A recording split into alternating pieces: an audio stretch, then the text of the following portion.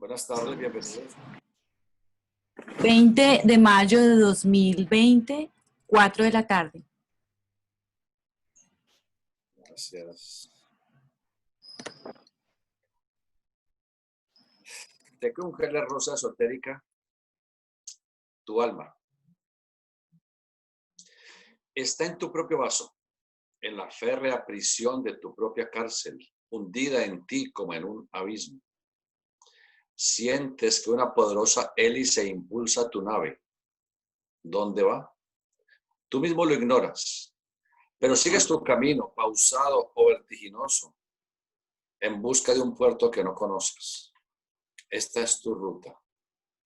Sientes tu dolor o tu felicidad, tu amor o tu odio, tu compasión o tu rencor y creces, te desenvuelves, alientas, cambias de situaciones, de células, enfermas o la salud te inunda y llegas a morir sin que sepas qué es y cómo se llama ese principio en ti que todo lo mueve, que todo lo inunda y lo hace funcionar con poderoso dinamismo, tejiendo y destejiendo tu vitalidad moral y fisiológica como la vieja hilandera al borde del camino. Y hasta sientes que muchas veces te habla, te aconseja, te previene, con ese lenguaje mudo, sin palabras, de la premonición o de la intuición. Mira, como el agua es inconsciente de la sal que contiene, así el ser humano camina ignorando que en su propio vaso hay un agua de vida, donde químicamente está diluido un principio que no conoce. Si sobre el agua salina apresta el sol sus densas calorías, llegará un momento en que la sal cristalice y podamos separarla objetivamente de su vehículo. Si el sol espiritual de nuestra existencia abre en nosotros poderosos surcos, fuertes caminos, llevando a nuestra facultad de conocer la sal de sabiduría que dormita en nuestra subconsciencia, el ser humano conocerá ese principio, su propio capitán, y sabrá objetivamente de esa fuerza que lo anima, verbo o mandamiento que en todos radica por Génesis.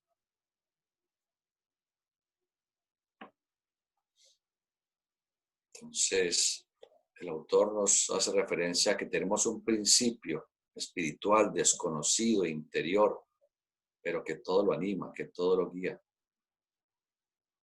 Y que ojalá podamos tomar contacto con ese principio interno, que por ahora subjetivamente nos va mostrando el camino, pero que cuando tomamos contacto con nuestro real ser, nuestro espíritu, él nos guiará adecuadamente.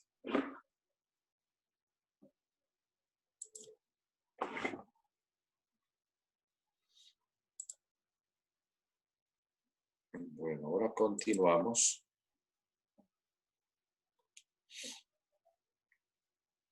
con nuestro tema.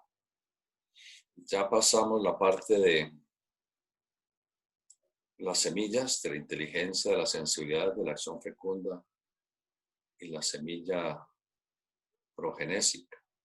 Y vimos que en esa semilla progenésica existe una gran cantidad de situaciones, que es la energía más poderosa que existe porque es la misma energía que hizo posible la existencia y manifestación y sostenimiento del universo. Y es la energía que permite que podamos nacer gracias a que nuestros padres nos engendran. Es la semilla que nos impulsa.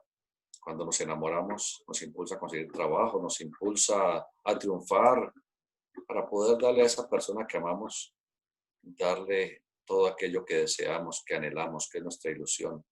Luego vienen los hijos y viene un nuevo impulso a nuestra vida. Entonces ya seguimos luchando y esforzándonos mucho más denodadamente por los hijos, el poder de la semilla. Después vienen los nietos y sigue la misma cosa. Y en esa nos pasamos vida tras vida. Entonces debe ser extremadamente importante esa semilla de la generación universal. Y hablábamos de los psicoanalistas, los cuales hicieron referencia a los psicopatologismos, las patologías del alma. Y dijimos que las patologías del alma comienzan en el estrato etérico, en el estrato vital, Es el estrato instintivo o instintival. Y por allí nos va a afectar el estrato emocional. Porque quien que no esté enamorado o que ya haya tenido el connubio con su cónyuge, su amado o su amada, ¿quién no va a sentir después celos? Es decir, que se altera el estrato emocional del alma.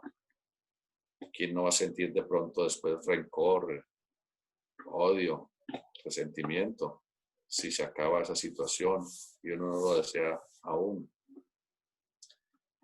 ¿Cómo no se afecta también por ese aspecto nuestro estrato mental?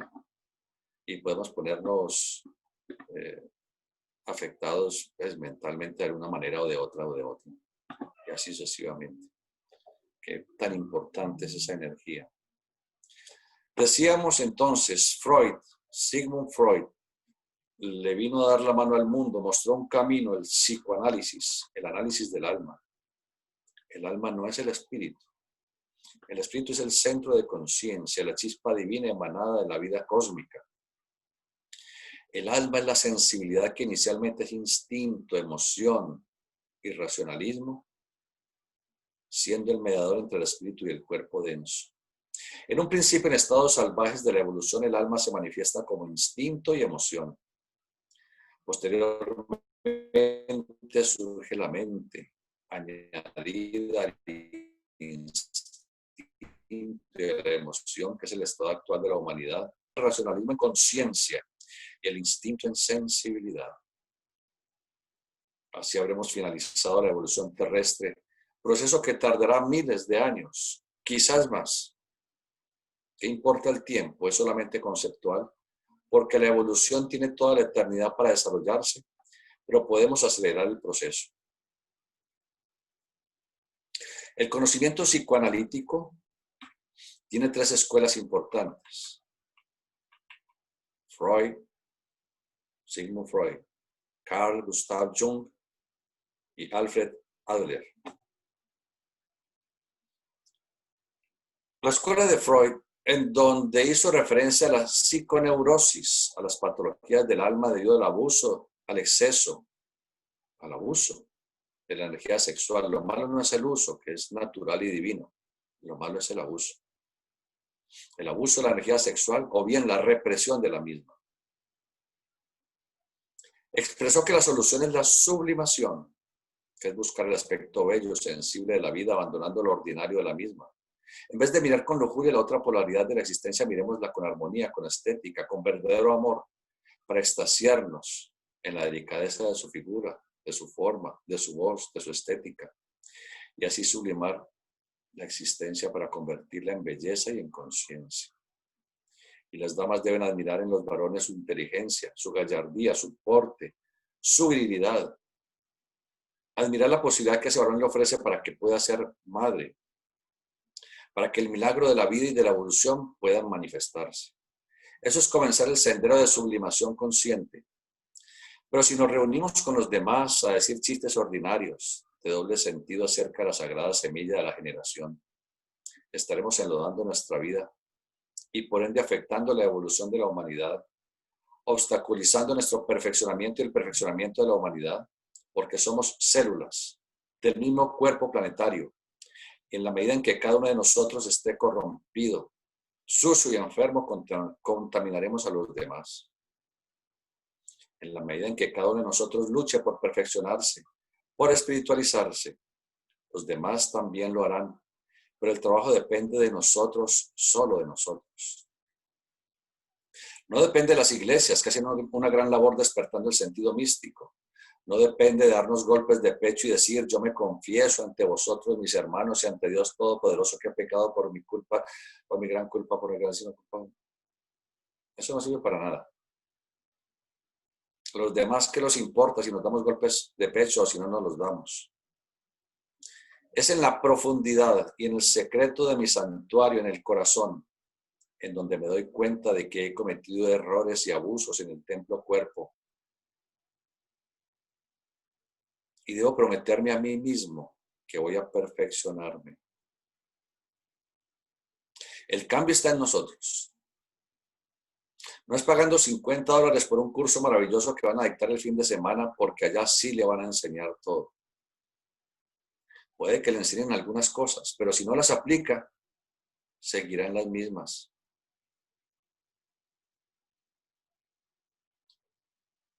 O a veces pensamos, si mando $100 a determinado grupo, me van a enviar un curso secreto. Pero si me llega el tal curso secreto, que como has vendido no tiene realmente algo de valor en el desarrollo interno, si lo guardo sin aplicar nada o solo realizándolo ocasionalmente, tampoco llevará a ninguna parte. De pronto, si lo que dice allí vale la pena y lo aplica, progresará, pero no es instantáneo, es un proceso. Que llegó el maestro fulano y él le dice a usted una palabra misteriosa. Usted deja de comer carne y huevos y se sienta en flor de loto y ya, listo. ¿Listo qué? Entonces le dicen a uno, no, que usted cuando se muera, el maestro se lo lleva directo al cielo y nunca más vuelve a este mundo lleno de penas y de dolores. Imaginémonos unirnos a la conciencia universal, al logos, imperfectos como somos, sin la experiencia de la evolución. Si tenemos que ser logos, creadores, en eones, miles de millones de años, ¿qué tal uno volverse un creador de un sistema solar y regir planetas y regir la evolución de miríadas de mónadas, espíritus, en su evolución por los reinos mineral, vegetal, animal, humano, o quizás en otros estratos que no conocemos? Solamente así ya nos fuimos y ya somos perfectos, ¿no? Es un proceso, la evolución es un proceso y además es un proceso eterno e infinito.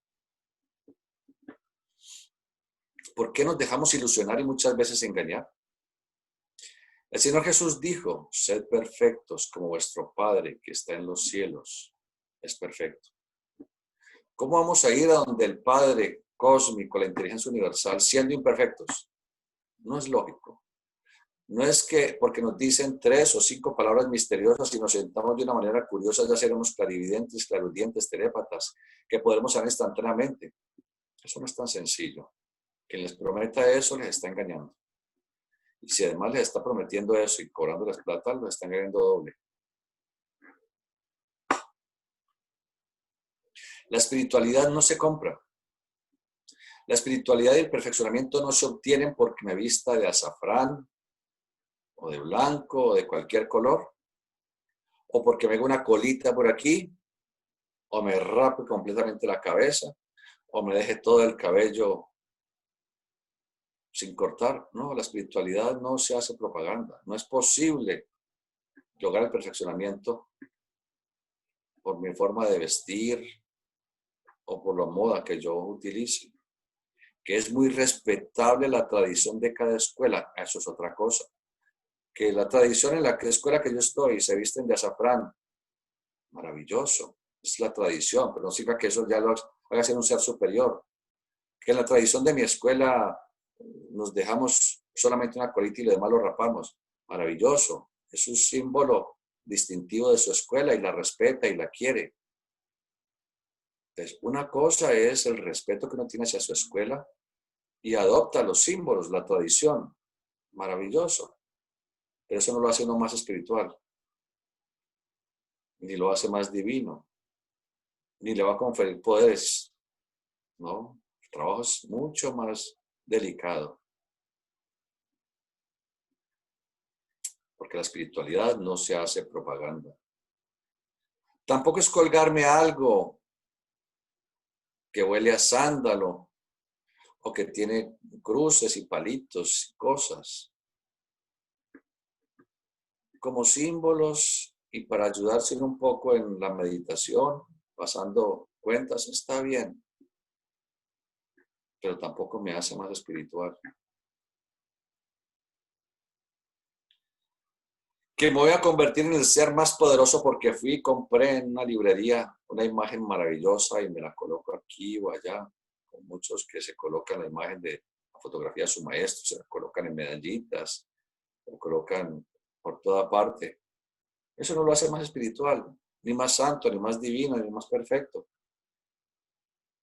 Y antes, inconscientemente, inconscientemente, cree que por ese hecho es superior a los demás que no tienen la medallita, ni tienen el colgandejo. De manera que seamos naturales, lo más naturales posibles. Y entre más sencillos, mejor. Humildes no, muy sencillos sí.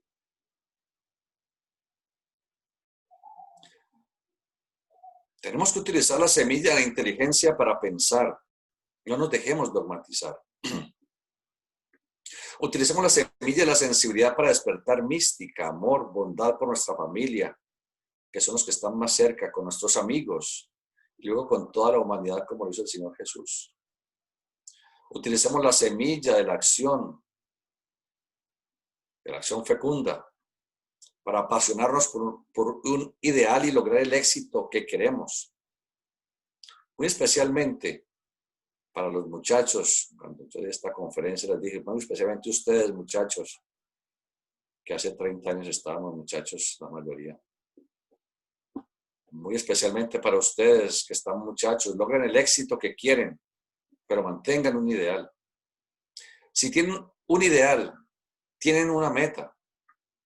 Si ustedes no saben qué van a hacer en la vida, van a seguir andando de aquí para allá con una venda en los ojos, perdiendo el tiempo. Qué lástima.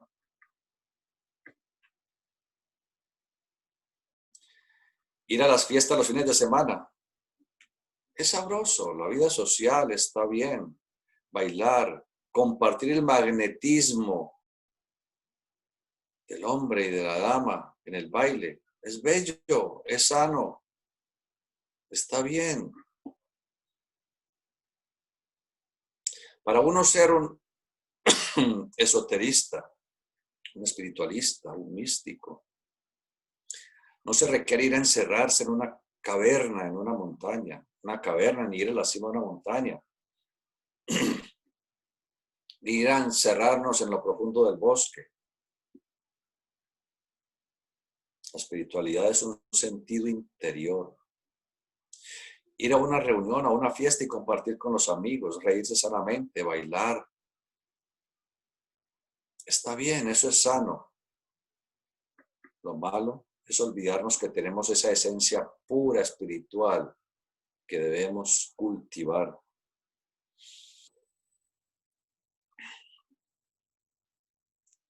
Que debemos, y tenemos la obligación si nos casamos, de utilizar la semilla de la generación. Si somos responsables, debemos y tenemos que utilizarla. Y si estamos enamorados, con mayor razón. Y si ambos quieren dar la oportunidad a algún amigo de otras vidas, o algún hermano del alma, o algún familiar del pasado, o algún ser de evolución que quiera que nosotros seamos sus progenitores, y tenemos la posibilidad económica de sostenerlo y buena salud, hagámoslo, demos la oportunidad a la vida y a la evolución. ¿Qué mejor servicio le podemos prestar al mundo que en un abrazo de amor, de ternura, de cariño altamente espiritual podamos engendrar un hijo sano, perfecto, inteligente, bello? Es posible. Freud se refirió mucho a esa semilla de la generación, que después llegó su discípulo y amigo, el doctor C.G. Jung, quien al principio anduvo con Freud, pero después él tuvo otro enfoque a esa energía. Entonces fundó su propia escuela y dijo, pienso que lo que hay que trabajar es la transmutación, el proceso de la alquimia interior, y por lo tanto el cultivo de la mística es muy importante. Dijo Freud, sí, Freud tiene razón. Allá en la esfera psicosexual hay una energía poderosísima y es el mal enfoque que le damos a esa energía, el mal uso también, lo que provoca tantas desdichas, sufrimientos. Pero tiene que haber algo más. Freud entonces se dedicó a estudiar alquimia. Yo estudió, profundizó alquimia. Se interesó mucho por la alquimia china y por la alquimia hindú. Y esto lo deja posteriormente en sus obras, Alquimia y símbolos de transformación. Lo deja en El secreto de la flor de oro, una obra alquímica, gnóstica, extraordinaria, profunda, pero si no se tiene la clave esotérica, leerla solamente sirve para eso, para leerla, pero arrancar los profundos secretos y misterios y llevarla a la práctica es otra cosa. De manera que toda la labor de su escuela, C.G. Jung, la centró en esa obrita, pequeña pero extraordinaria, El secreto de la flor de oro. De manera que dijo él, pienso que lo que hay que trabajar es en la alquimia interna. La alquimia, para que aclaremos aquí,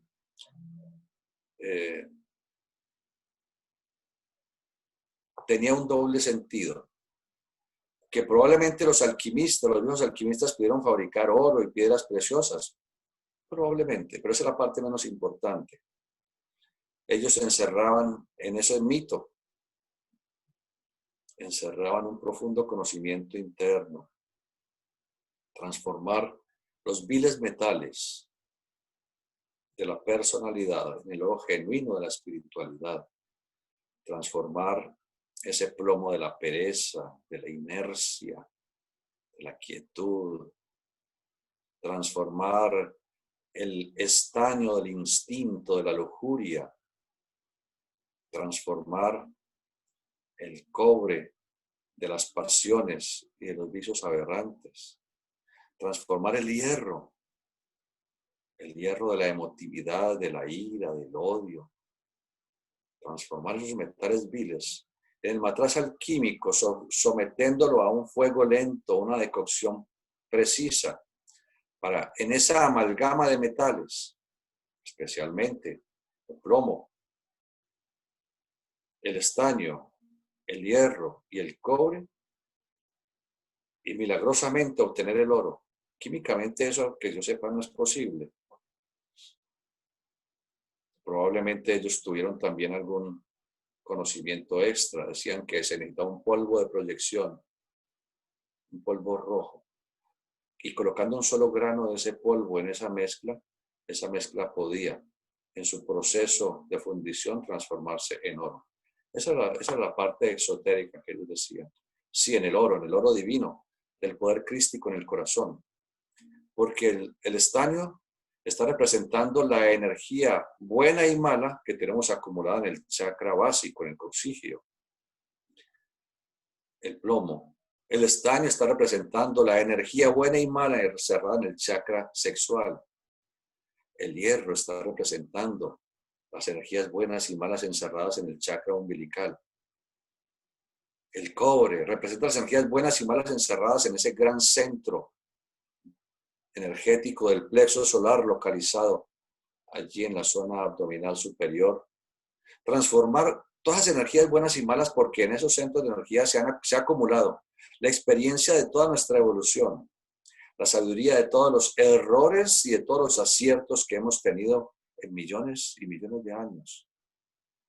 Y todo eso debe convertirse primero en el oro de la espiritualidad y después convertirse en conciencia suprema. Porque el oro, encarnando al sol, no al sol físico, sino al metafísico y espiritual, primero como sol espiritual, como sol físico es la amalgama de esos bajos metales en decocción, en sublimación, en transformación alquímica constante, es el sol físico. Luego el sol metafísico o espiritual. El sol tras el sol es el sentido crístico. Y luego el sol súper espiritual es la conciencia, nuestro espíritu. Ese es el proceso alquímico. En ese proceso alquímico también hablaban de fabricar la piedra filosofal, la cual era blanca o roja, según el trabajo que hubiera hecho ese alquimista. Pero no les voy a hablar mucho de eso, pero más adelante podemos hacer un tratado un poco esotérico, no totalmente, acerca de la alquimia y de la piedra filosofal.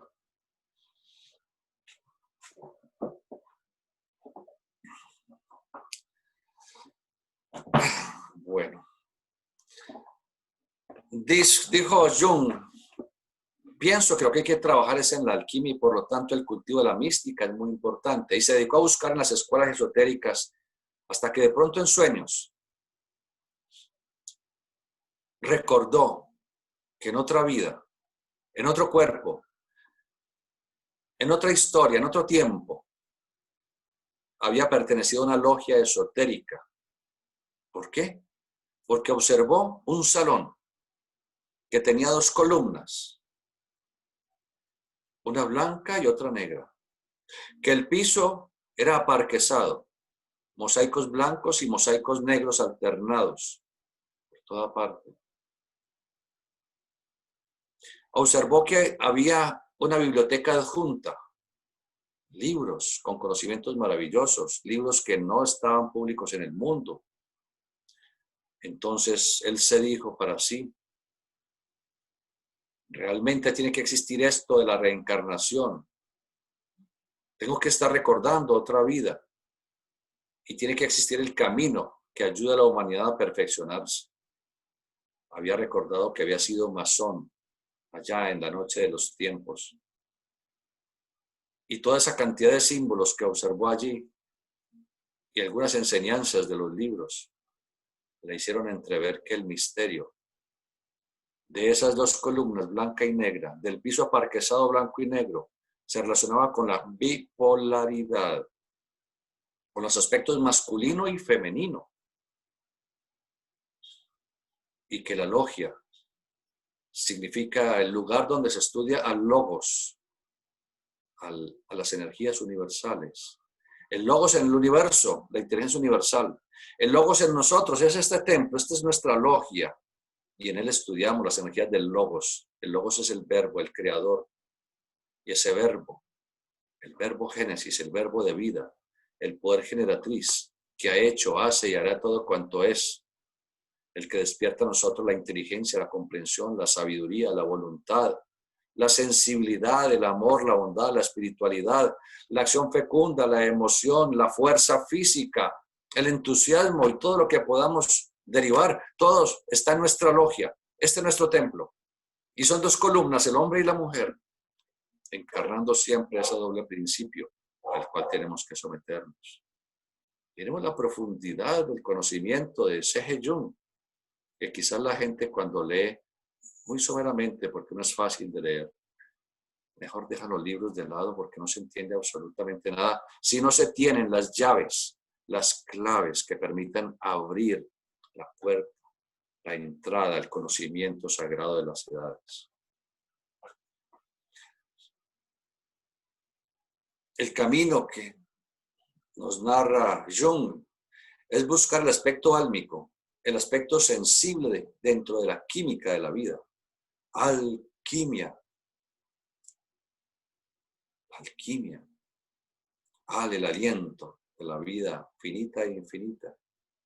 Y quimios es quemar, es transformar los elementos a la materia prima, a la prima materia, para aprovecharlos en la construcción de un nuevo templo, templo de la vida. Alquimia. Esos viejos alquimistas, algún secreto tenían. Decían que hay que fabricar oro aprovechando los metales ordinarios, plomo, estaño, hierro, cobre.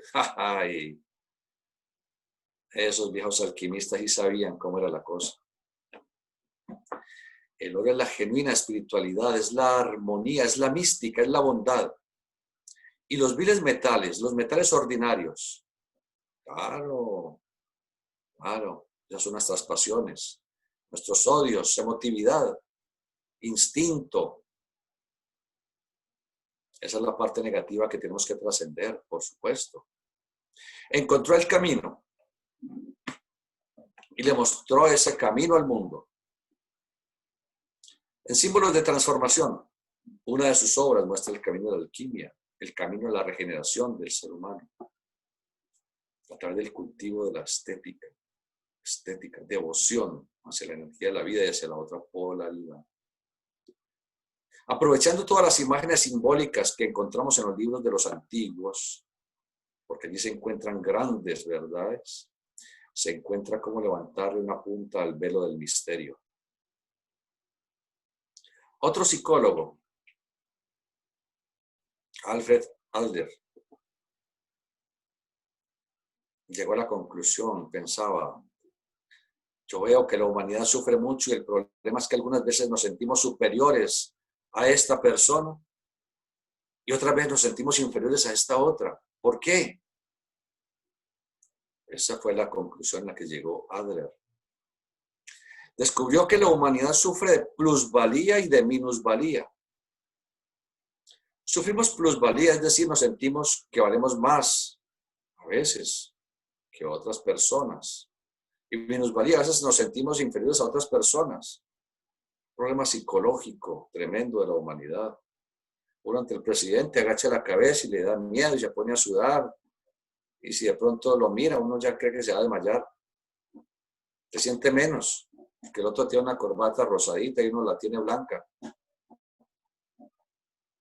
Pero a veces vemos a una persona que de pronto tartamudea un poco, que quizás no tiene tal preparación académica que logramos nosotros. Entonces nos sentimos pavos reales y miramos un poquitico con la ceja levantada.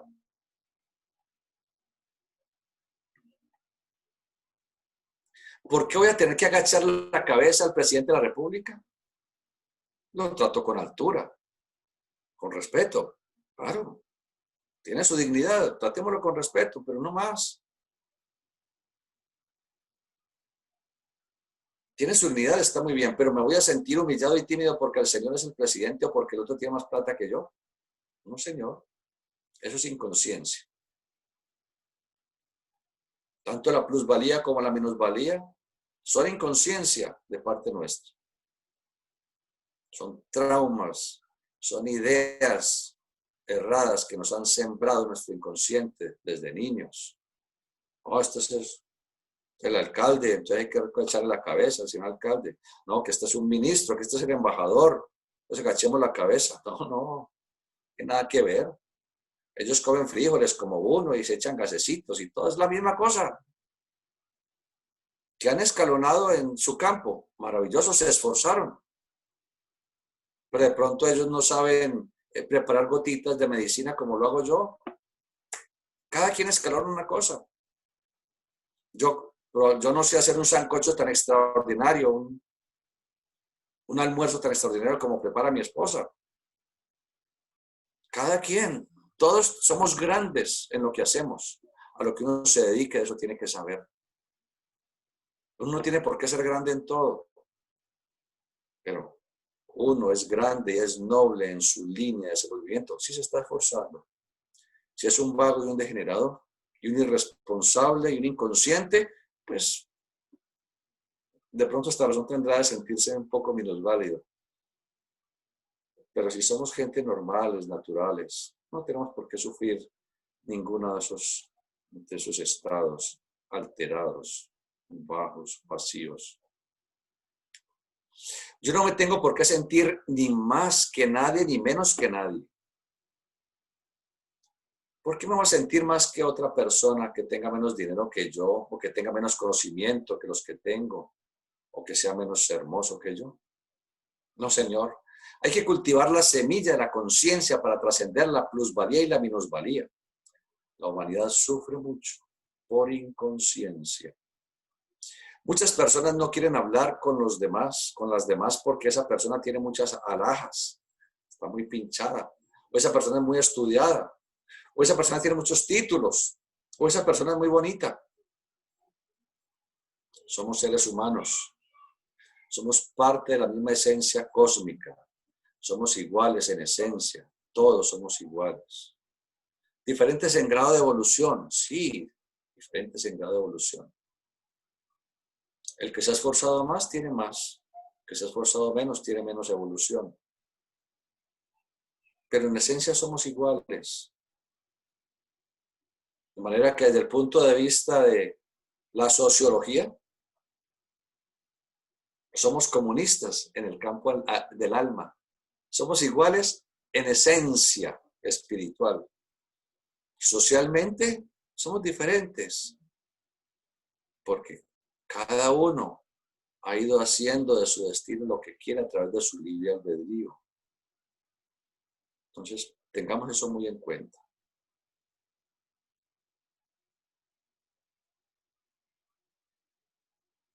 ¿Por qué una mujer se va a sentir menos que otra? ¿Porque tiene las piernas más cortitas? ¿O porque tiene una venita por allí que la otra señora no las tiene? ¿O por qué se va a sentir menos que porque tiene las uñas, no las tiene maquilladas y la otra sí? Uno entiende el alma femenina, porque las damas, como dijimos, se arreglan para todos. Para todos. Pero ellas sufren mucho. De pronto se les despintó una milésima de milímetro de la uña pequeña del pie izquierdo y que queda incluso tapado bajo la última tira del zapato de la sandalia y sufre terriblemente y se le amarga el día y se le amarga la vida y se le daña el genio y se siente humillada. Y la única que se dio cuenta de esa milésima de milímetro de esmalte despegado es ella. Pero esa es la naturaleza femenina. Ellas siempre quieren verse bonitas y por eso se arreglan para todos. Para todos. Muy especialmente para su ser amado, claro. Las damas se sienten felices cuando ellas se hacen sus arreglitos y sus cosas tan bonitas y llegan a donde el amado y el amado le dice, ¿cómo estás de preciosa? ¿Cómo te quedó de divino ese ganchito que tienes allí? ¡Qué hermosura! Ay, esos ojitos están pintaditos. ¡Uy, tan linda, tan bonita! Ese es deber de nosotros como varones, estar atentos, siempre atentos a las damas, porque ellas sufren muchísimo debido a su naturaleza álmica, sensible. Si se arreglan cuidadosamente para todo el mundo, pero especialmente para su ser amado. Y él ni cuenta se dio. Y esa es la triste realidad de los hombres. No nos damos cuenta de nada porque no somos sensibles, somos racionales. Entonces se le daña el alma a la pobre dama y hasta el resto del día se le echa a perder el día, la tarde, la noche y hasta el mes y todo el año. Esto es el cultivo del alma. Esto es psicología. El estudio del alma, el verdadero estudio del alma es lo que estamos diciendo. Esto es psicología. Entonces debemos aprovechar estos conocimientos para que nuestra vida sea más amable, nuestra relación interpersonal sea más amable, nuestra vida familiar sea más amable. Esto es en filosofía Rosacruz. Muchos esperarán misterios, secretos, cómo enseñan a desarrollar grandes poderes y no sé qué. Claro que sí, pero eso no se da en 3 charlas a las 4 de la tarde. Eso son vidas enteras de estudio y de profundización. Siempre preguntan, ¿y cuándo termina el estudio de Rosacruz? No termina jamás. Ni siquiera con la eternidad, ni siquiera. Porque después la eternidad de este universo vendrá la eternidad de otro universo y después vendrá la eternidad de otro universo. Nunca. Uno sabe, comencé a estudiar con los Rosacruces el 15 de abril del 2020 a las 4:02 de la tarde. Probablemente sepa cuándo comenzó, pero no terminará jamás. Jamás. Esto es conocimiento Rosacruz, el estudio del alma, el estudio del cuerpo, de la salud, el estudio de la naturaleza, el estudio del cosmos. Los conocimientos Rosacruces incluyen absolutamente toda la gama del saber humano. Porque lo que hoy en día se enseña en las escuelas, colegios, universidades y centros de investigación era lo que estudiaban los Rosacruces en sus templos iniciáticos, en sus colegios sagrados. Hoy en día ya este conocimiento es del mundo y así debe ser, eso es evolución. Porque antiguamente se daba tan secretamente y tan escasamente. En primer lugar, porque no había la suficiente cantidad de seres preparados mentalmente, anímicamente, para recibir los conocimientos. Había que esperar la secuencia de la evolución. En segundo lugar, porque el egotismo de los gobernantes y de las religiones de cada época impedían que esto se supiera más públicamente. Y entonces a todo el que se se dedicara a estas artes esotéricas, espirituales, le cortaban la cabeza.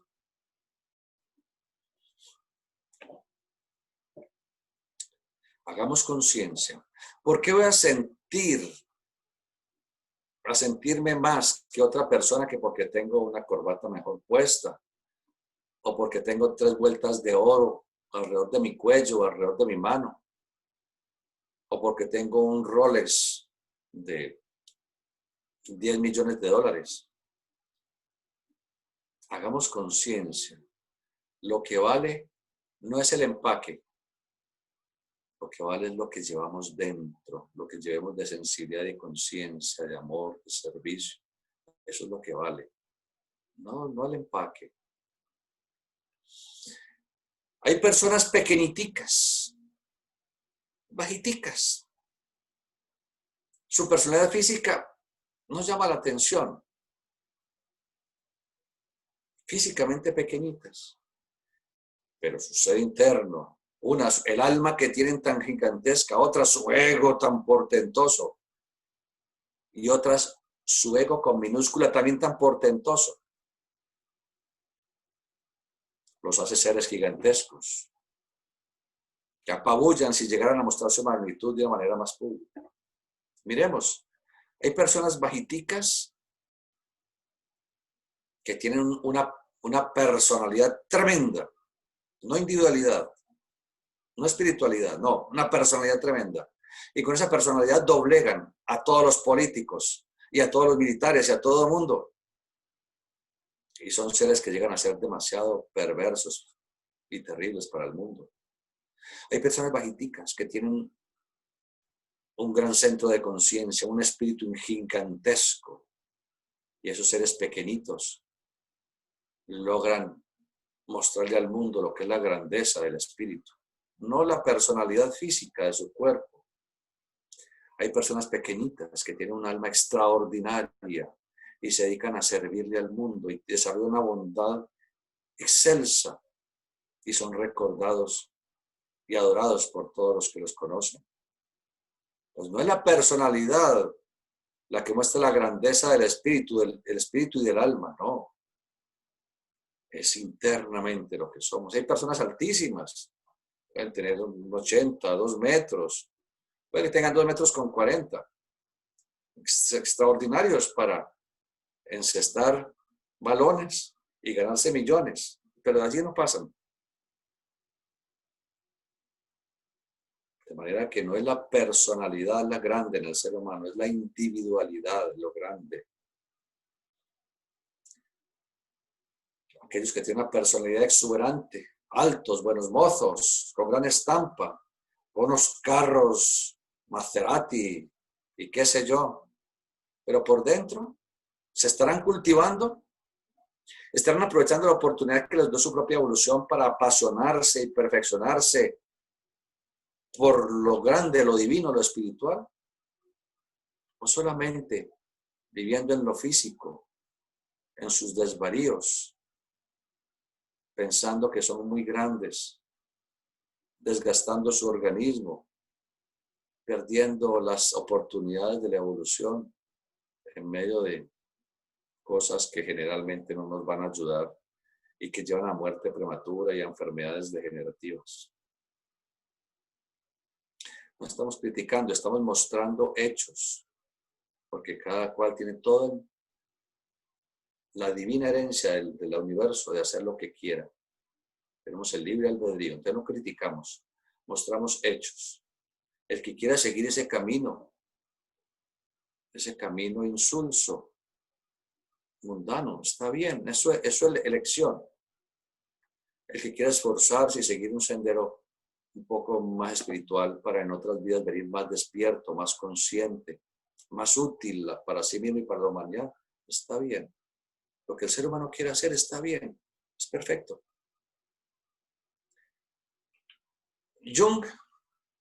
C.G. Jung hizo referencia también a la ley de progresión y de regresión, diciendo toda energía que va, que es proyectada, se regresa. Porque así como una rueda gira, tenemos una rueda, Pongámosle un punto a la rueda aquí. La rueda gira.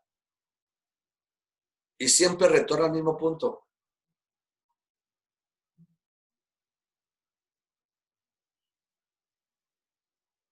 Eso lleva, esa ley de progresión y regresión nos lleva, como decía Jung, a una situación difícil, también psicológica.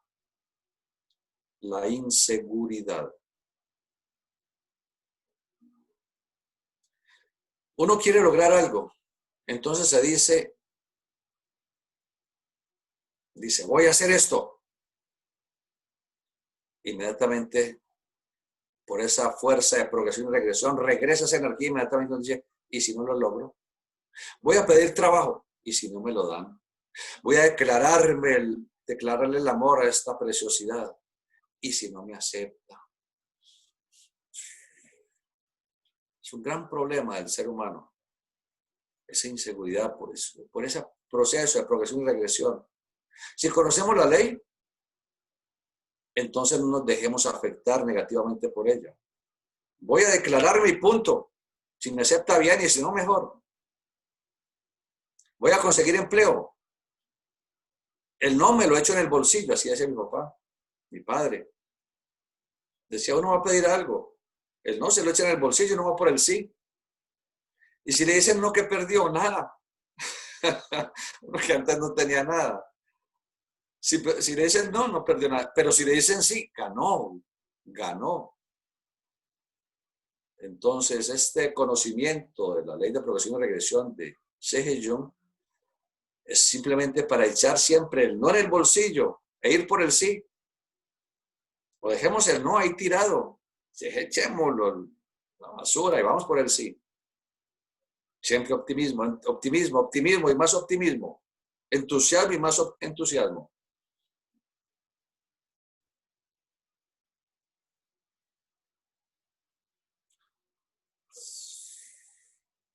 Yo soy lo que soy y voy a mostrar lo que valgo, lo que tengo, lo que puedo.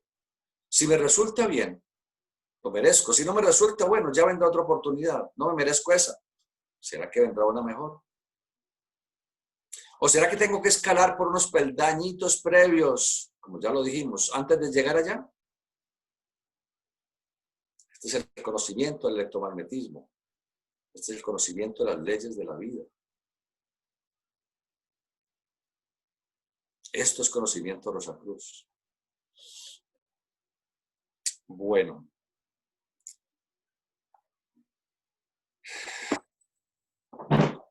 Mañana podremos, finalizando este tema, siempre los estudiantes han hecho preguntas. Entonces, queda una parte de este temario en donde están las preguntas y las respuestas correspondientes a estos temarios que tocamos del cultivo del magnetismo, de las semillas y de las escuelas de la psicología.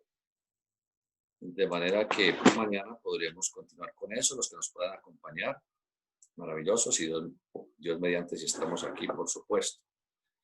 De manera que ahora ustedes vayan escribiendo sus preguntas y hasta donde nos quede la capacidad de responderlas, pues trataremos de hacerlo. Bien puedan, por favor. Gracias, hermano. Bueno. Bueno, hoy han estado juiciosos, han escrito desde antes, entonces aquí tengo ya varias. Maravilloso. Espérenme un segundito. Bueno, el hermano Julio Sánchez comenta que el maestro Krumheller cumple 71 años este mes de haber desencarnado. Sí, sí, exactamente. Y falleció creo que de 74 a 75 años, aproximadamente también. Ya, y Gracias también... gracias por eso. Sí, siga. Perdón. Dice, y también dice, gracias por el libro del magnetismo, se complementa con el libro de iniciación del hermetismo de Bardón. Perfecto, gracias a los hermanos que colaboraron con la temática, Guido Quintero, el hermano Nilsson, la hermana Mari que se los comparte. Gracias. ¿Qué otra cosa? Sí, señor. El hermano la hermana Marcela Sánchez. Dice, hermano, ¿se podría decir que Mesmer abrió el camino al psicoanálisis? ¿Mesmer fue mal juzgado?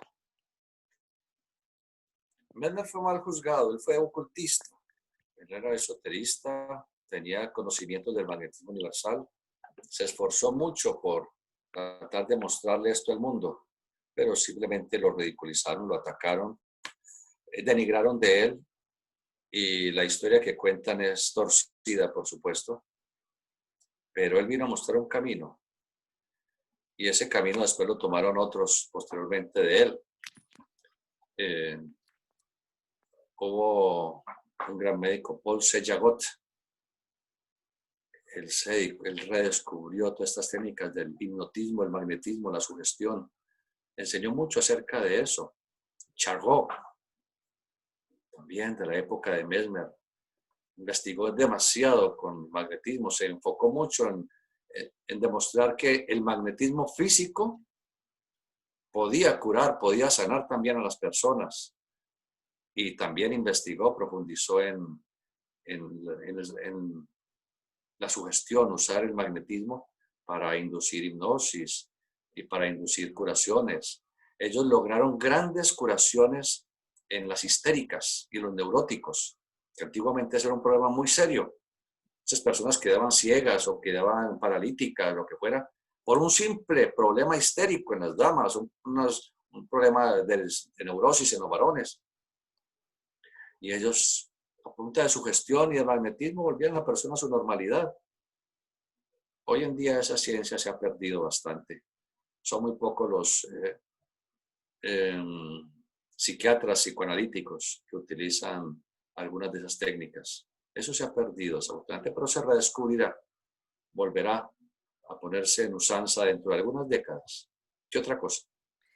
Bueno, el hermano Zen comenta, dice Carl Jung, a lo mucho del cuadrado en el círculo. Meditación en el corazón en YouTube. Puede uno oír su vida y ser muy especial, como hablamos en días anteriores de la poesía en YouTube. Es Sí, maravilloso oírlo, el verbo, qué especial, refiriéndome a Borges, qué grande me digo a mí mismo, no pudiera imaginar estar al lado de un chela y menos de un adepto. sí, C.G. Jung, hay mucha información en YouTube, por supuesto, y el que se interese, pues ahí va a encontrar información. C.G. Jung, un gran alquimista, o esoterista, dejó conocimientos buenos para la humanidad en el campo de la alquimia, de la transmutación de esa portentosa energía y convertirla en sensibilidad. Y Jorge Luis Borges, claro, el eminente argentino, el literato argentino que, como cabalista que era, logró profundizar en esta sagrada ciencia esotérica de la cábala.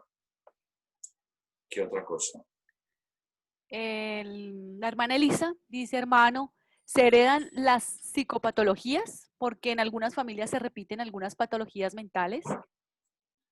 Bueno, hermana, eso ya lo explicamos la semana pasada.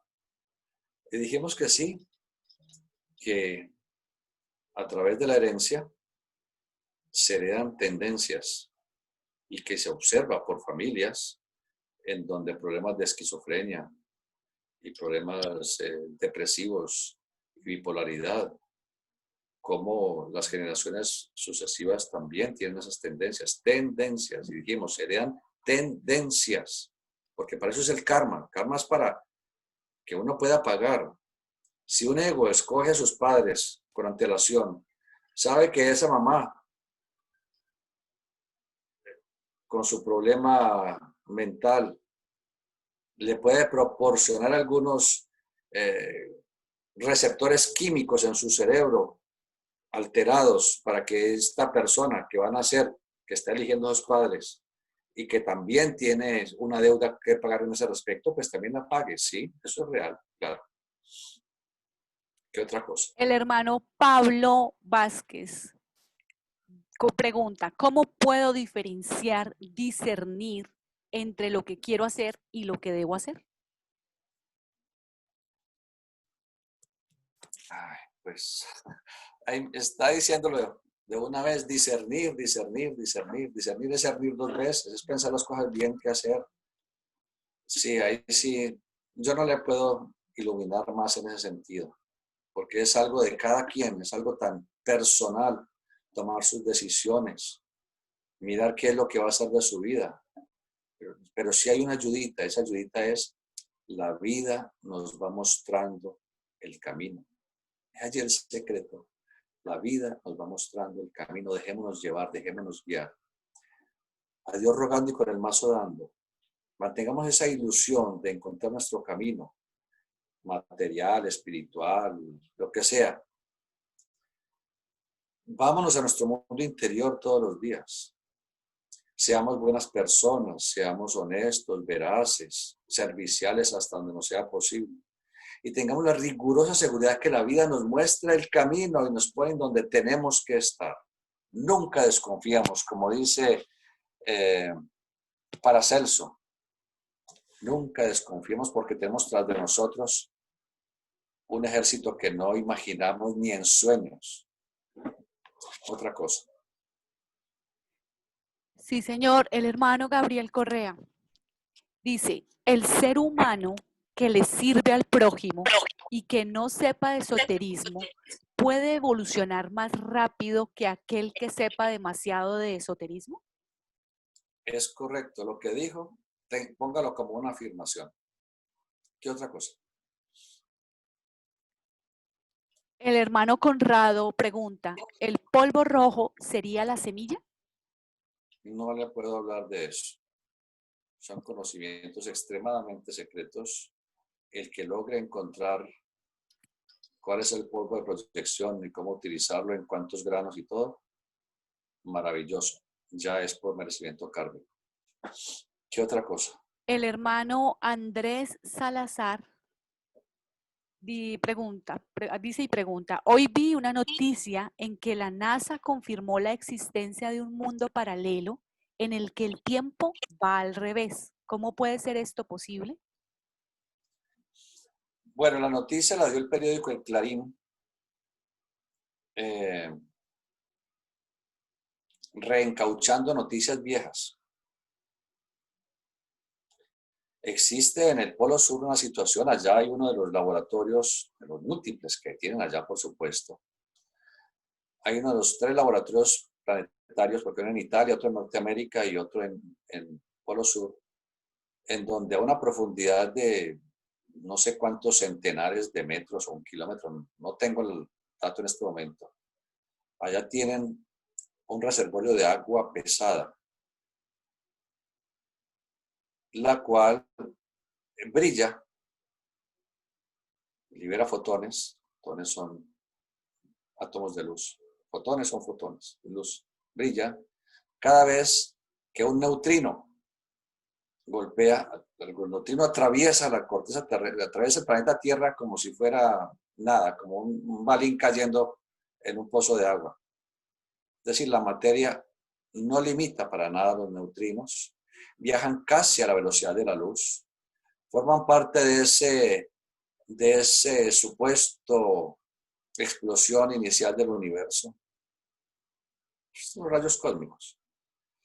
Entonces, lo que hacen en estos laboratorios es que con la tecnología van contando los neutrinos y van midiendo sus propiedades, su velocidad, su masa, que no tienen masa, cosa bien interesante también, pues despreciable porque hasta ahora no han podido medir. Pero encontraron que en el Polo Sur, en vez de los neutrinos entrar así, que entran muchos, había unos que salían del centro de la Tierra, salen, llamaron los neutrinos tau. La T es la última letra del hebreo, la última letra del griego, creo. Bueno, entonces pensaron que si estos rayos cósmicos, estos neutrinos estaban saliendo al revés, pues tenía que ser que venían de un universo paralelo. Y que entonces el tiempo en ese universo anda al revés de lo que anda en este universo. Y que entonces el universo está hecho de antimateria y este está hecho de materia. Resulta que la NASA hoy desmintió, dijo, esta noticia, el diario El Clarín, que expresa esto y esto y esto y esto. Es un reciclado de una información antigua y que está mal interpretada. Y eso no ha sido probado. Por supuesto, tampoco lo descartan, pero no es real la información. Otra cosa. No hay más preguntas, hermano. Bueno, sí, ya. Aquí una. Doris Sánchez. Si no es sino que diga no y ya, ¡pum! Brincan las preguntas, lo más de bueno. La hermana Doris Sánchez dice, Iván, yo sé que la cuarentena ya se va a terminar para ustedes. Me gustaría saber si usted sabe qué días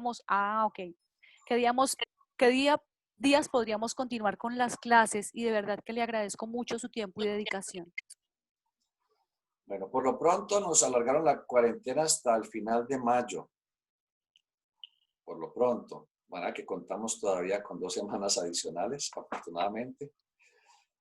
Después, ya depende de muchos factores. En los demás países también se acaba la cuarentena. Por lo tanto, muchos, por lo menos de América, no les quedará fácil reunirse a las 4 de la tarde porque tendrán que volver a sus trabajos. Los hermanos europeos, pues para ellos sí es muy buena hora porque para allá son las 10 de la noche, 11 de la noche y sí pueden. Un poco tarde, pero pueden. Aquí en Colombia habría que ver si nos permiten regresar a la escuela.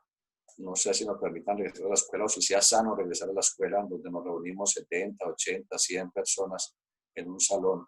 Hay que echarle saliva y babas durante una hora, 1 hora y media, no sé. De manera que, hermana Doris, esperemos estas 2 semanas cómo se ponen las cosas en Colombia, en el mundo, y trataremos de elegir algún horario que nos sirva a todos. Qué interesante sería que podamos seguir reuniéndonos, pero como le digo, como la gente vuelve otra vez a sus trabajos y a sus actividades, entonces, que ya en América es Norte, Centro y Sudamérica, ¿no? Aquí, por las tardes, pues estaríamos trabajando en toda América. Por la noche, pues muchos dirán, no, que es que yo tengo una fiestica, que tengo una cena, que no sé qué. De manera que en últimas tal vez dejaríamos una noche o un atardecer. Ahí nos pondríamos de acuerdo, haríamos una votación, si es al atardecer a esta hora para que puedan pensar los hermanos de Europa, o si nos ponemos de acuerdo. En fin, ¿qué otra cosa? Sí, hermano, porque probablemente se acabe el 31 de mayo, pero siempre ponen restricciones para grupos. Entonces puede ser que dure un poquito más. Entonces, no, ahí vemos. No hay más preguntas por ahora. Bueno, gracias. Feliz tarde. Los que Gracias fueron a usted, hermano. con mucho gusto, con mucho